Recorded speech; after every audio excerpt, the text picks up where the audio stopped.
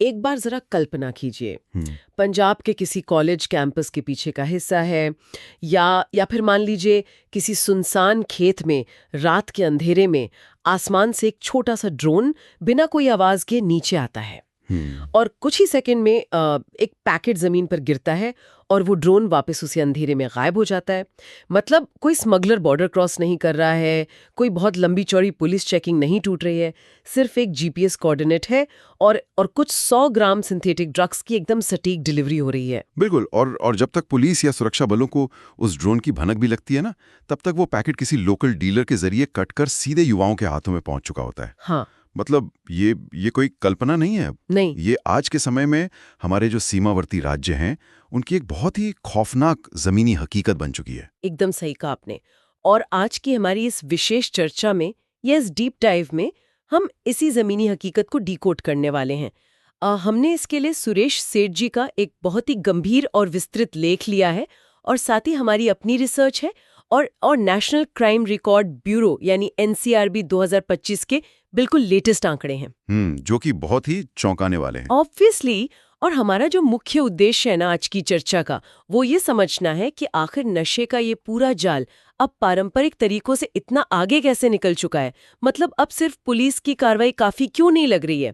क्योंकि जब मैं एनसीआरबी 2025 का डेटा देख रही थी तो मुझे एक बहुत ही अजीब सा विरोधाभास दिखा। किस तरह का विरोधाभास? देखिए, एक तरफ राज्य की पुलिस रिकॉर्ड गिरफ्तारियां कर रही है, टनों के हिसाब से ड्रग्स पकड़े जा रहे हैं, लेकिन दूसरी तरफ पंजाब, हरियाणा और हिमाचल प्रदेश जैसे राज्यों में नशे से होने वाली मौतों का जो ग्राफ है ना, वो कम होने के बजाय लगातार ऊपर ही जा रहा है। मतलब आखिर कमी कहाँ रह गई है? ये विरोधाभास असल में इस बात का सबसे बड़ा सबूत है कि हम एक बहुत ही नई और कह सकते हैं कि आधुनिक समस्या से लड़ने के लिए आज भी वो पुराने और आउटडेटेड तरीके इस्तेमाल कर रहे हैं। अच्छा। हाँ, देखिए, मौतें इसलिए बढ़ रही हैं क्योंकि नशा अब सिर्फ खेत से निकलकर बाजार तक पहुंचने वाला कोई कृषि उत्पाद नहीं रह गया है। सुरेश सेठ जी का लेख इस बात को बहुत स्पष्ट करता है कि अब पारंपरिक ड्रग्स जैसे कि अफीम हो गई या हेरोइन, उनकी जगह अब पूरी तरह से सिंथेटिक ड्रग्स ने ले ली है। Synthetic drugs. बिल्कुल। और यही वो टर्निंग पॉइंट है जहां से पूरी की पूरी सप्लाई चेन, इसका पूरा अर्थशास्त्र और पुलिस की रणनीति सब कुछ एकदम बदल जाता है। सिंथेटिक ड्रग्स को लेकर अक्सर खबरें को आती ही रहती हैं, लेकिन मुझे ना इसके पीछे का थोड़ा लॉजिक समझना है।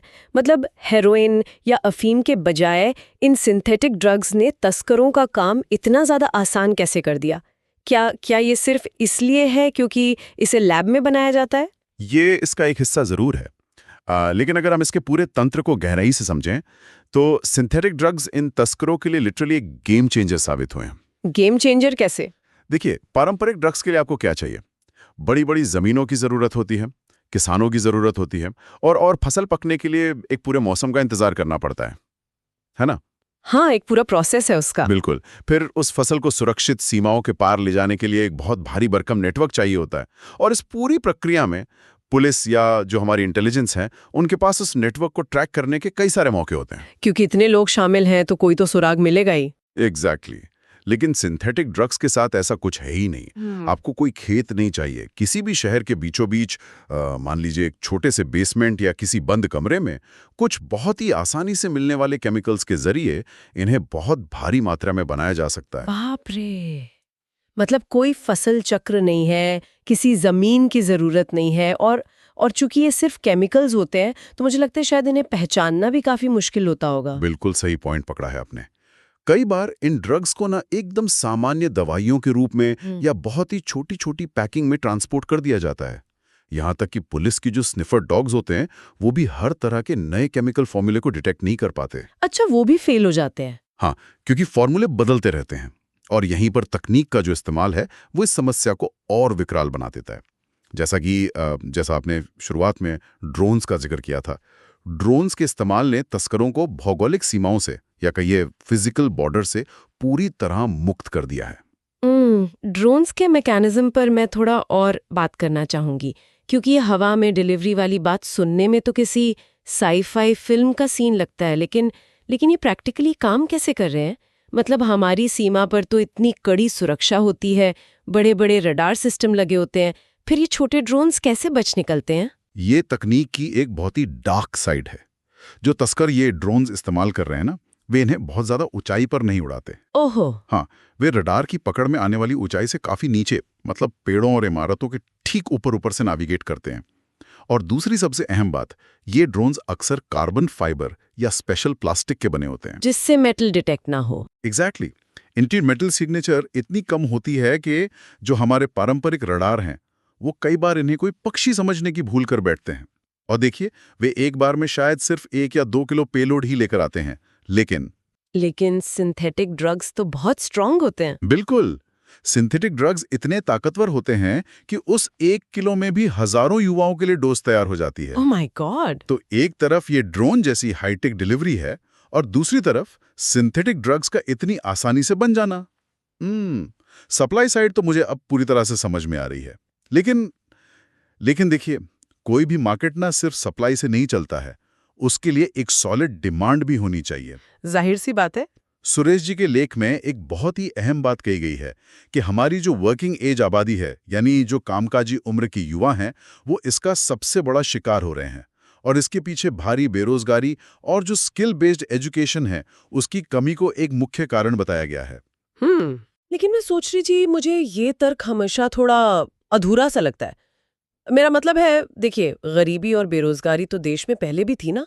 कई दशकों से हम ये समस्याएं देख रहे हैं, लेकिन तब तो हर गांव मोहल्ले में ऐसे ड्रग डीलर नहीं घूमते थे। क्या कुछ और भी है जो इस पूरी कहानी में हमसे छूट रहा है? आपका ये सोचना बहुत लाजमी है। और सच कहूं तो सिर्फ बेरोजगारी ही इसका इकलौता कारण नहीं हो सकती। लेकिन हमें इस बेरोजगारी को और सिंथेटिक ड्रग्स के अर्थशास्त्र को, दोनों को एक साथ जोड़कर देखना होगा। वो कैसे? पहले के समय में ड्रग्स बहुत महंगे होते थे और उनका जो नेटवर्क था वो बहुत ही एक्सक्लूसिव होता था, आम आदमी की पहुंच से बाहर।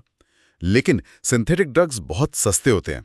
अब सोचिए, जब एक युवा के पास डिग्री तो होती है लेकिन कोई नौकरी नहीं होती, तो जो एक भयानक मानसिक हताशा पैदा होती है, उसके लिए ये सस्ता नशा एक बहुत ही आसान एस्केप बन जाता है। हाँ, एक तरह का कोपिंग मैकेनिज्म। सही कहा।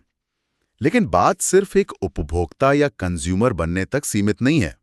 ये लेख इस बात को भी बहुत गहराई से रेखांकित करता है कि आज का जो बेरोजगार युवा है, वो सिर्फ नशा खरीद नहीं रहा है, वो इस पूरे अवैध व्यापार का हिस्सा भी बन रहा है।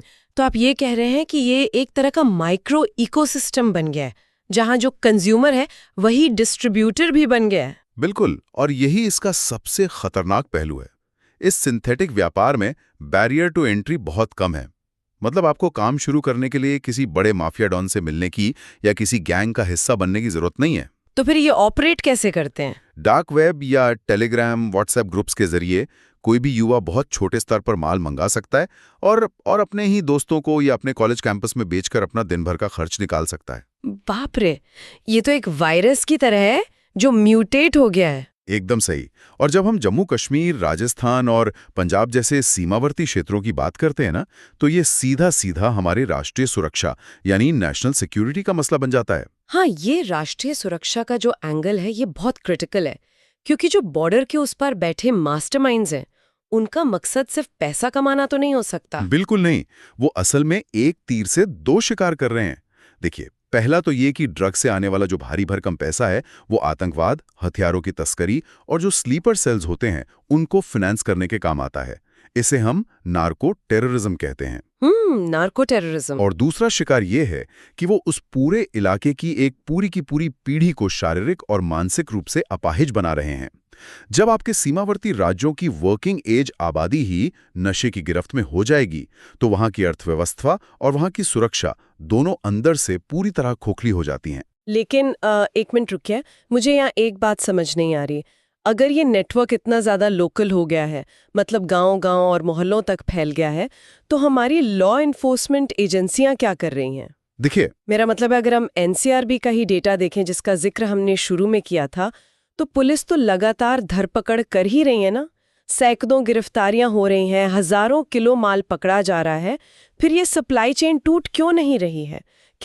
क्या पुलिस सिर्फ दिखावे के लिए छोटी मछलियों को पकड़ रही है? नहीं, मैं ये नहीं कहूंगा कि पुलिस सिर्फ दिखावा कर रही है। पुलिस अपना काम कर रही है और जो गिरफ्तारियों के आंकड़े हैं वो भी झूठे नहीं है। लेकिन असल समस्या ये है कि वे सप्लाई चेन की पूंछ पकड़ रहे हैं, उसका सिर नहीं पकड़ पा रहे। मतलब मास्टरमाइंड्स तक नहीं पहुंच पा रहे। एग्जैक्टली। सुरेश शेठ जी का लेख यहाँ जिस बहुत बड़ी प्रशासनिक चुनौती की तरफ इशारा करता है वो बहुत गहरी है।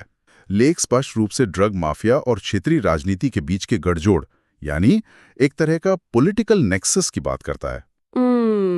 तो क्या असली मास्टरमाइंड्स को इसलिए नहीं पकड़ा जा रहा क्योंकि उनके पास कोई पॉलिटिकल कवर है? देखिए, लेख के अनुसार जब ये अवैध व्यापार इतना बड़ा आकार ले लेता है तो इसके पास अथाह पैसा जमा हो जाता है और ये पैसा सिर्फ वो ड्रग्स खरीदने में नहीं जाता, ये सिस्टम को खरीदने में जाता है। ओहो।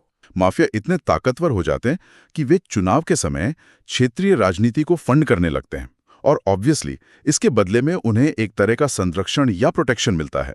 इसका सीधा सीधा नतीजा ये होता है कि सरकार या राज्य प्रशासन के लिए कोई भी ठोस हस्तक्षेप करना बहुत जटिल हो जाता है। तो पुलिस का जो इन्वेस्टिगेशन है वो वहीं रुक जाता है। हाँ, क्योंकि जब तक पुलिस किसी निचले स्तर के पैडलर को पकड़ती है और उससे पूछताछ करके ऊपर तक पहुंचने की कोशिश करती है, तब तक सिस्टम के भीतर से ही कोई अदृश्य हाथ उस जांच को धीमा कर देता है या फिर उस मेन मास्टरमाइंड को बचा लेता है।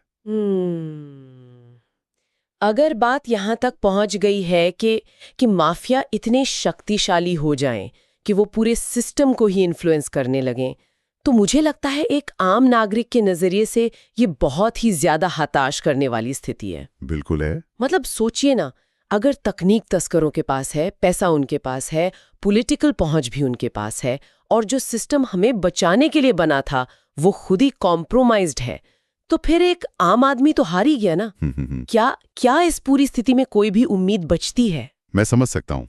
जो निराशा आप अब महसूस कर रही हैं, वही निराशा उन राज्यों के लाखों आम नागरिकों ने भी महसूस की है। लेकिन यही वो जगह है जहां नीतियों की इस नाकामी ने एक बहुत ही बड़े नए सामाजिक बदलाव को जन्म दिया है। अच्छा। देखिए, जब हम सिर्फ उम्मीद करते हैं कि ऊपर से कोई नीति बनेगी, कोई टॉप डाउन अप्रोच आएगा और रातों रात हमारे गांव का नशा खत्म हो जाएगा, तो ऐसा कभी नहीं होता, क्योंकि टॉप लेवल की नीतियां जमीन पर आते आते उसी भ्रष्ट तंत्र का शिकार हो जाती हैं। हाँ, वो इम्प्लीमेंट ही नहीं हो पाती। सही कहा। और यहीं से इस पूरे लेख का सबसे सकारात्मक और मेरा फेवरेट हिस्सा सामने आता है। जब सिस्टम पूरी तरह लाचार नजर आता है ना, तो समाज अपनी रक्षा के लिए खुद खड़ा होता है। आप शायद उसी जन आंदोलन की बात कर रहे हैं जिसका जिक्र इस लेख में किया गया है। और वाकई जो लोग हमें सुन रहे हैं उनके लिए जानना बहुत जरूरी है कि ये डेटा मुझे भी बहुत चौंकाने वाला लगा। पंजाब के लगभग 4,500 गांवों ने एक ऐतिहासिक कदम उठाते हुए खुद को नशा मुक्त घोषित कर दिया है। 4,500 गांव? हाँ, 4,500 गांव एक साथ खड़े हो गए। ये कोई छोटा बदलाव नहीं है और मुझे यकीन है कि ये रातों रात तो बिल्कुल नहीं हुआ होगा। बिल्कुल नहीं। ये बदलाव तब आता है जब पानी सच में सिर से ऊपर चला जाता है। मतलब जब एक माँ अपने जवान बेटे को अपनी आंखों के सामने तड़प तड़प कर मरते देखती है और पुलिस कई महीनों तक कोई ठोस कार्रवाई नहीं करती, तब उन गांव वालों को ये समझ में आ जाता है कि अब हमें अपना सिस्टम खुद ही बनाना होगा। इस जन आंदोलन का सबसे मजबूत और थोड़ा रोंगटे खड़े कर देने वाला उदाहरण लेख में मानसा जिले के नंगल कलां गांव का दिया गया है। वहां जो हुआ वो इस बात का जीता जागता सबूत है कि जब समाज सच में ठान लेता है ना, तो वो किसी भी माफिया से ज्यादा ताकतवर हो सकता है। बिल्कुल, वहां की घटना बहुत महत्वपूर्ण है। हाँ, मतलब नंगल कला में एक युवा की नशे की वजह से मौत हो गई थी। अब आमतौर पर ऐसे मामलों में लोग क्या करते हैं? शोक मनाते हैं, पुलिस में जाके एक फॉर्मल रिपोर्ट लिखवाते हैं और अपनी किस्मत को कोस कर चुपचाप बैठ जाते हैं। लेकिन नंगल कला के लोगों ने ऐसा बिल्कुल नहीं किया। तो उन्होंने क्या किया? उन्होंने बकायदा एक पूरी पंचायत बुलाई और एक स्थानीय परिवार को इस मौत के लिए सीधे तौर पर जिम्मेदार ठहरा दिया। ये वो परिवार था जो कथित तौर पर उस गांव में नशा बेचने का काम करता था। और देखिए, बात सिर्फ आरोप लगाने या पुलिस को सौंपने तक नहीं रुकी। गांव वालों ने उस परिवार के पूर्ण सामाजिक बहिष्कार का यानी सोशल बॉयकॉट का प्रस्ताव पारित कर दिया। सामाजिक बहिष्कार? हाँ, और मैं इसके व्यवहारिक पहलू के बारे में सोच रही थी। एक छोटे से गांव में सामाजिक बहिष्कार का मतलब क्या होता है? इसका मतलब है कि गांव का कोई भी दुकानदार आपको राशन या दूध नहीं बेचेगा। बिल्कुल। आपके खेतों में कोई मजदूर काम करने नहीं जाएगा। अगर आपकी घर में नल खराब हो जाए तो गांव का कोई प्लम्बर उसे ठीक करने नहीं आएगा। मतलब ये एक तरह का पूरा सोशियो इकोनॉमिक शटडाउन है उस परिवार के लिए। और ये तरीका माफिया की उस जड़ पर वार करता है जहां पुलिस का कानून कभी पहुंच ही नहीं पाता। देखिए, माफिया सिस्टम से तो बच सकता है, पुलिस को रिश्वत दे सकता है, लेकिन वो उस समाज से कैसे बचेगा जिसमें उसे रोज उठना बैठना है? नंगल कलां गांव का ये कदम ना मुझे मानव शरीर के इम्यून सिस्टम की तरह लगता है। Immune system? वो कैसे? ये बड़ी दिलचस्प एनालॉजी है। देखिए, जैसे जब बाहर की दवाइयाँ, यानी हमारे इस केस में पुलिस और प्रशासन, जब वो काम नहीं करती और इन्फेक्शन शरीर में तेजी से फैलने लगता है, तो शरीर को समझ आ जाता है कि अब खुद ही कुछ करना होगा। Self defence. बिल्कुल। वो अपना तापमान बढ़ा लेता है, वो बुखार पैदा करता है ताकि उस गर्मी में वो इन्फेक्शन जलकर खत्म हो जाए। मुझे लगता है ये जो सामाजिक बहिष्कार है ना, ये भी उसी बुखार की तरह ही है। समाज खुद को बचाने के लिए कड़े कदम उठा रहा है, एक तरह से खुद को भी तकलीफ दे रहा है, लेकिन अंततः उस इन्फेक्शन को मार रहा है। आपकी ये एनालॉजी इस पूरी स्थिति को बहुत ही सटीकता से समझाती है। ये असल में समाज का सर्वाइवल इंस्टिंक्ट ही है। लेकिन देखिए, इसके साथ एक बहुत बड़ा जोखिम भी जुड़ा हुआ है, जिसे हम नज़रअंदाज नहीं कर सकते। जोखिम ये कि क्या किसी परिवार का इस तरह से सामाजिक बहिष्कार करना कानून को अपने हाथ में लेना नहीं है? एग्जैक्टली। क्योंकि अगर हम थोड़ा तार्किक होकर सोचें तो एक लोकतांत्रिक व्यवस्था में किसी भी नागरिक का इस तरह बॉयकॉट करना एक बहुत ही अतिवादी या एक्सट्रीम कदम है। क्या ये गुस्सा कहीं बिना सिर पैर के भीड़ तंत्र या जिसे हम मॉब जस्टिस कहते हैं उसमें तो नहीं बदल जाएगा? ये एक बहुत ही वाजिब डर है, और इतिहास गवाह है कि जब भी भीड़ खुद न्याय करने निकलती है तो कई बार निर्दोष लोग भी पीछे जाते हैं। लेकिन सुरेश सेठ जी के लेख में एक बहुत ही महत्वपूर्ण बात का जिक्र है, जो इस खास जन आंदोलन को उस अंधे भीड़ तंत्र से अलग करती है। वो क्या है? वो है इन पंचायतों में पढ़े लिखे सदस्यों की सक्रिय भागीदारी। अच्छा, मतलब एजुकेशन इस पूरे गुस्से को एक सही दिशा दे रही है। बिल्कुल। जब पढ़े लिखे युवा इस आंदोलन का नेतृत्व करते हैं ना, तो ये सिर्फ गुस्से में पत्थर मारने वाला काम नहीं रह जाता। वे लोग बाकायदा साक्ष्यों के आधार पर बात करते हैं। वे प्रशासन पर एक स्ट्रेटेजिक दबाव बनाते हैं। ये जो शिक्षित सदस्य हैं, ये स्थानीय ड्रग माफियाओं के खिलाफ एक सामूहिक आवाज तैयार करने में एक टर्निंग पॉइंट साबित हो रहे हैं। वे इस बहिष्कार को सिर्फ एक अंधी सजा की तरह नहीं, बल्कि एक सामाजिक जवाबदेही या सोशल अकाउंटेबिलिटी तय करने के टूल की तरह इस्तेमाल कर रहे हैं।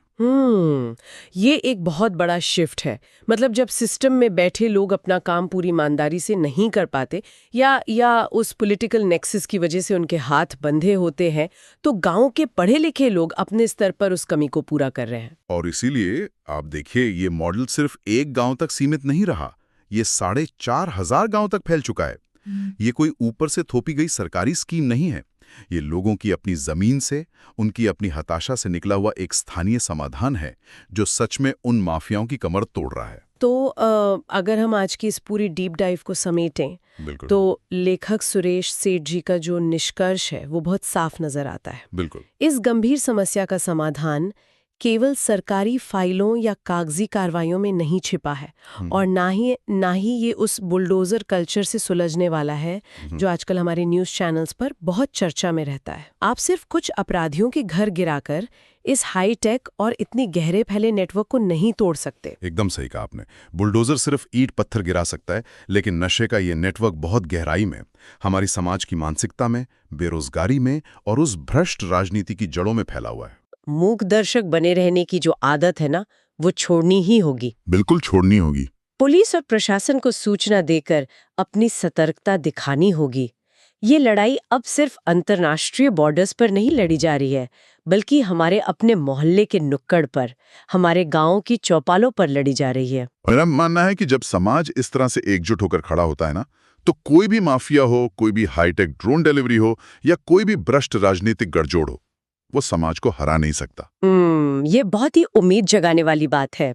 लेकिन जाते जाते हमारे पास इस स्रोत सामग्री से उपजा एक ऐसा विचार है जिस पर हमने सीधे तौर पर बहुत लंबी बात तो नहीं की, लेकिन जो इस पूरी चर्चा के बैकग्राउंड में कहीं ना कहीं गूंज रहा है। अच्छा, वो विचार क्या है? वो विचार ये है कि अगर सिस्टम की विफलता के कारण गांव वाले माफिया और तस्करों को रोकने के लिए सामाजिक बहिष्कार जैसे इतने कड़े और सख्त फैसले अपने ही स्तर पर लेने लगेंगे, तो भविष्य में जो सरकारी कानून है और जो सामाजिक न्याय है, उन दोनों के बीच की रेखा कितनी धुंधली हो जाएगी। ये तो सीधा सीधा हमारे लोकतंत्र की बुनियादी कार्यप्रणाली पर ही एक बहुत बड़ा सवाल खड़ा करता है। यही तो बात है। क्या ये सामूहिक जन आंदोलन जाने अनजाने में एक ऐसी समानांतर न्याय प्रणाली मतलब एक पैरेलल जस्टिस सिस्टम को जन्म दे रहा है जो कागजी कानूनों और थकाऊ अदालती प्रक्रियाओं से ज्यादा प्रभावशाली और तेज तो जरूर है, लेकिन साथ ही हमारे समाज के लिए एक नया जोखिम भी पैदा कर सकती है। मतलब एक ऐसा बुखार जो शायद इस इन्फेक्शन को तो मार दे, लेकिन क्या हमारा शरीर हमेशा उस बुखार को बर्दाश्त कर पाएगा? और इसी एक गहरे सवाल के साथ हम आज की ये डीप डाइव यहीं समाप्त करते हैं। सोचिएगा जरूर।